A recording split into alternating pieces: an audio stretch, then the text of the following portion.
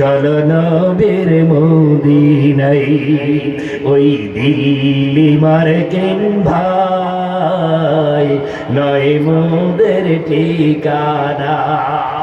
মানবতার বন্ধু নবী মুহাম্মদ রাসূলুল্লাহ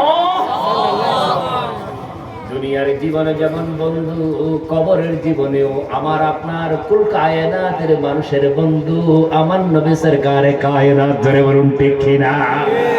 যাদেরকে এতদিন বন্ধু হিসাবে মেনে এসেছেন, বুঝে এসেছেন, কবরে তাদের কেউ আপনার সাফায়াত করার জন্য এগিয়ে আসবে না। আপনাকে যখন কবরে দেওয়া হবে সেখানে প্রশ্ন করা হবে, মান রব্বুকা ওয়া মা দীনুকা ওয়া মান নবিয়ুকা। তোমার রবকে, তোমার দিন কি, তোমার নবীকে। সেদিন যারা নবীকে আপন মনে করেছে, নবীকেও আদর্শ মনে করেছে, রাসূল আকরাম সাল্লাল্লাহু আলাইহি ওয়াসাল্লামের আদর্শে জীবন অতিবাহিত করেছে, তারাই তো কবরের মধ্যে থেকে বলতে পারবে ইনি আমার নবী সরকার কায়নাত, যার জন্য সারা জীবন আমি পাগল ছিলাম। সুবহানাল্লাহ।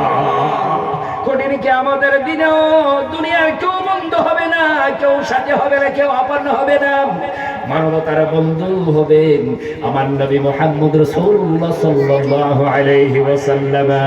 সেদিন সব পয়গম্বররা যখন নফসে নফসে নফসি নফসি বলে চিৎকার করবেন, সব মানুষেরা যখন চিৎকার করবেন, ব্যতিক্রমী ধর্মী আওয়াজ তুলবেন, আমার নবী আপনার নবী কুল কায়নাত।